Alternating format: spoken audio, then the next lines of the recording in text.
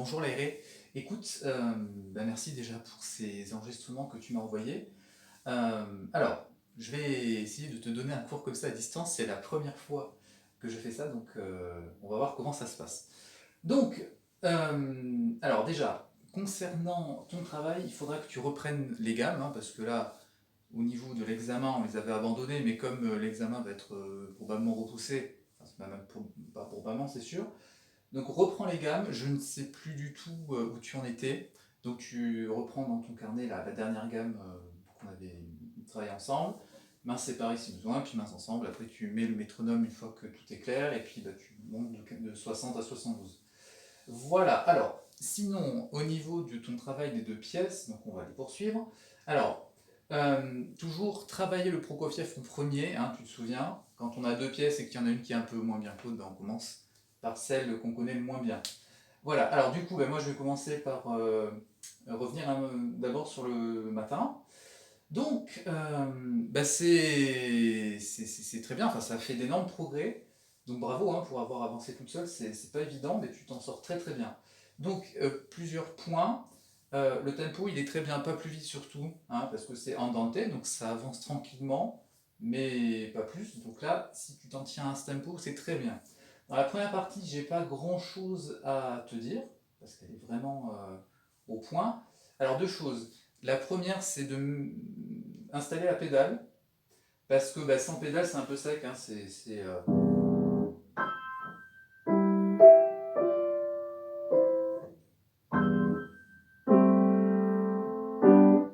Voilà, hein, ce que ça a donné avec de la pédale.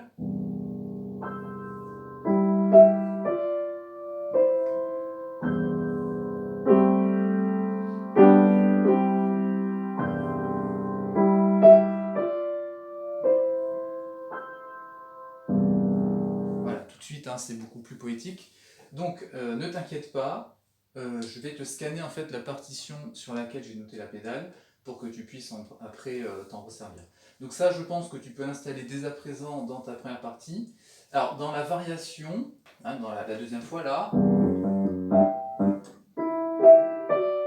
la pédale est un peu plus subtile hein, parce qu'il y a plus de chromatisme, hein, plus de frottement, donc du coup tu verras, le thème elle est simple, dans la variation elle est un peu plus complexe, donc il faudra bien que tu fasses attention, et comme elle est clairement indiquée, je pense que tu ne devrais pas avoir de soucis à l'installer. Voilà, alors il y avait ce point, dans la variation aussi, attention, n'oublie pas, il y a des contrastes entre les pianos et les mezzo-pianos, d'accord? Là, il les a mis plusieurs fois de suite, hein, donc essaye de bien partir tout doux. Et là, renforce un petit peu le son. De nouveau piano. Tu vois, la fin de la phrase est piano. Et tu repars mezzo-piano et un nouveau piano. Pour conclure la première partie. D'accord? Ça, c'est donc ces deux points, la pédale et des contrastes dans la variation, hein, dans la deuxième phrase. Voilà, alors, dans la deuxième partie, j'ai plus de choses à dire, évidemment, parce qu'elle est peut-être plus compliquée, puis plus récente aussi. Alors, deux choses. La première, déjà, c'est de lisser l'accompagnement. Tu vas reprendre la main droite toute seule, et puis après la main gauche, hein, quand le chant passe à la main droite. Donc, dès le début, parce que toi, tu fais ça. C'est-à-dire, au moment où tu remontes la main, tu coupes le son. Hein, c'est habituellement ce qu'on fait. Là, c'est un peu plus complexe, mais un peu plus intéressant. En fait, il faut tenir le doigt pendant qu'on remonte la main pour qu'on ait des croches égales en durée de son.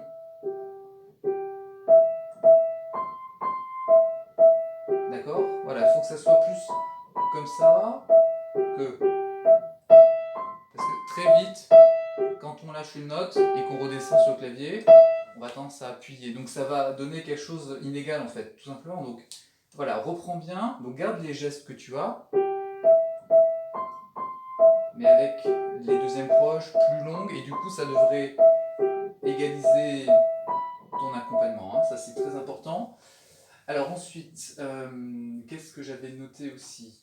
Ah oui, alors très très important, ça c'est la deuxième chose, c'est l'équilibre des deux mains.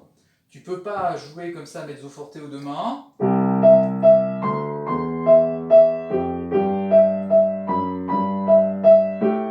Parce que du coup, on comprends plus où est le thème et où est l'accompagnement. D'accord? Donc, pour améliorer ça, tu vas travailler très lentement, mains ensemble, avec la main droite en muette. Hein, je pense qu'on l'a déjà fait. Donc, la main gauche, tu la joues normale. Et la main droite, tu essayes de ne pas avoir de son du tout. Pour commencer, comme ça. D'accord? Donc, tu prononces les notes à la main droite, mais sans avoir de son, en tout cas le moins possible. Et la main gauche, par contre, bien timbrée. Comme ça t'oblige à avoir vraiment une différence de tonicité entre les deux mains. Hein, c'est très difficile. Et puis tu vas voir après quand tu le reprends au tempo, tu vas réussir à avoir un beau contraste entre les deux mains.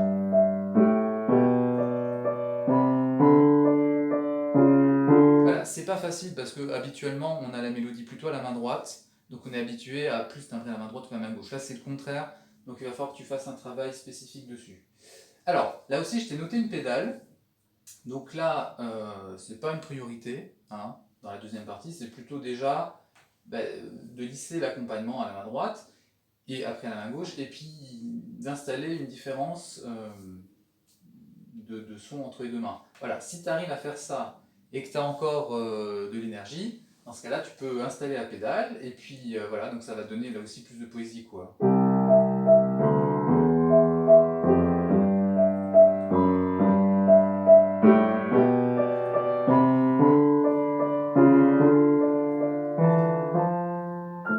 Etc. Donc ensuite, dans dans ce début de deuxième partie, c'est ce que je voulais te demander de faire. Et donc dans la fin de la deuxième partie, c'est de renforcer le travail de la main gauche, hein, de bien la consolider parce que on sent qu'il y a encore des petites choses. Donc travaille là en deux parties, d'accord? Tu repars au moment où elle passe, quand elle a la partie accompagnement,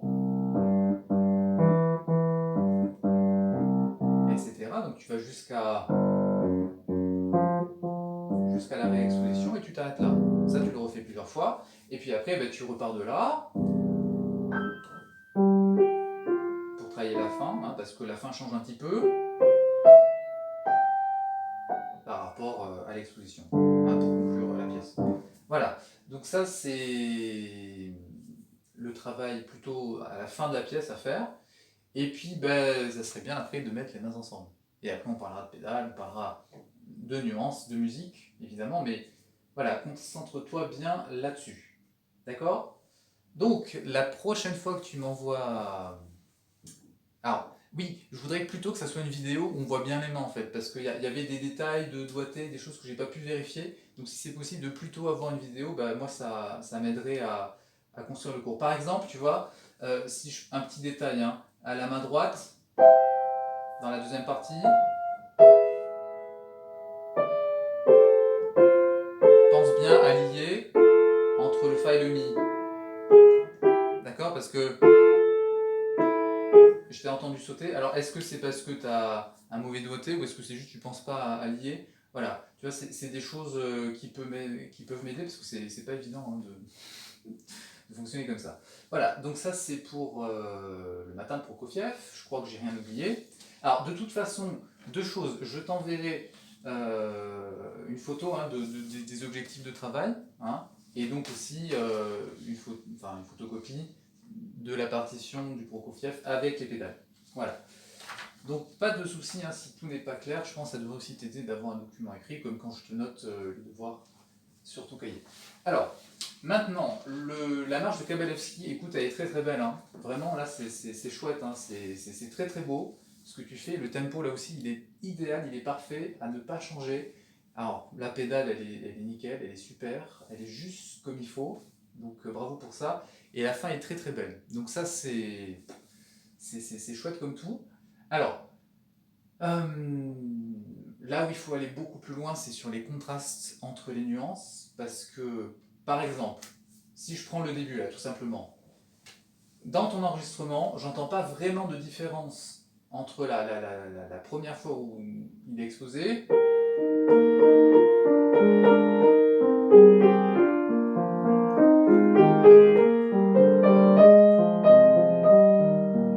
d'accord, et quand il est réexposer, hein, la mesure 25, c'est pianissimo cette fois.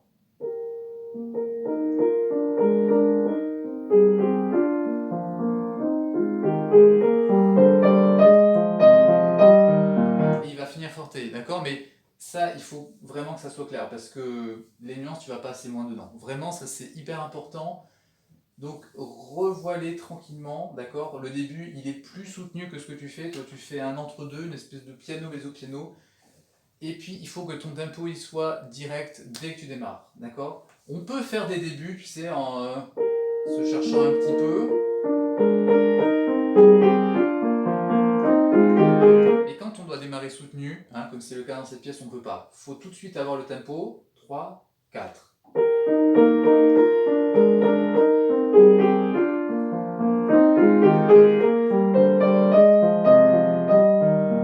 D'accord, le fait de démarrer franchement, ça aide aussi à avoir une nuance bien claire, quoi. Ça, c'est, je pense, très important. D'accord, donc on démarre direct.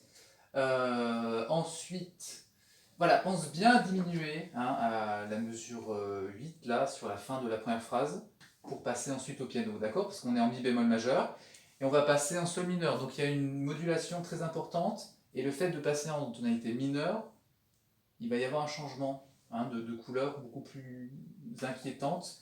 Voilà, donc écoute bien, hein.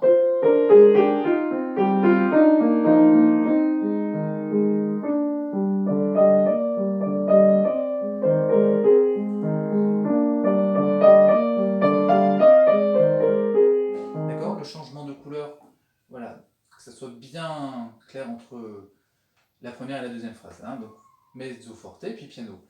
Ensuite, donc ça tu montais bien. Alors, attention, à la mesure 14, il y a un sol dièse qui s'est glissé à la fin de cette mesure à la main gauche, donc écoute bien, la bonne version c'est ça, hein.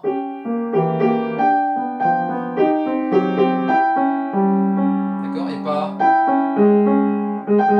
Parce que sinon ça fait un frottement pas très beau, hein. On voit bien ça.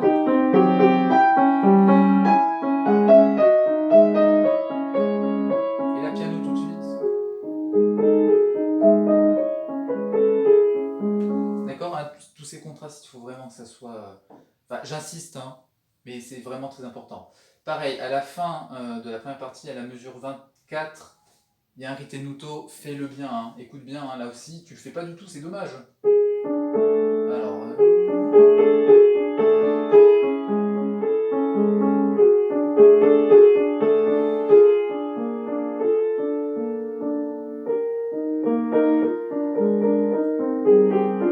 D'accord, pour bien préparer la réexposition, qu'est-ce qui va se passer, hein, ce suspense, c'est très important d'exacerber un petit peu avec le ritenuto. Et donc, ensuite, réexposition bien pianissimo, hein, et après crescendo vers le forte.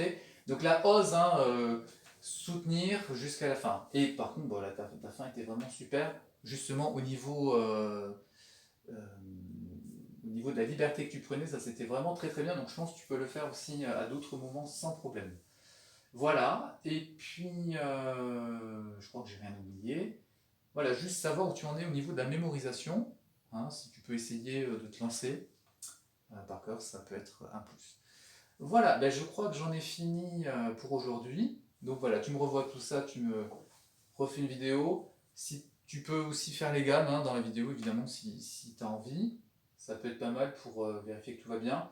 Et puis ben, pourquoi pas lancer une nouvelle pièce bientôt, hein, parce que le Kabalevski il est déjà bien avancé. Voilà, donc je pense qu'une fois que ça sera mémorisé, on pourra démarrer autre chose.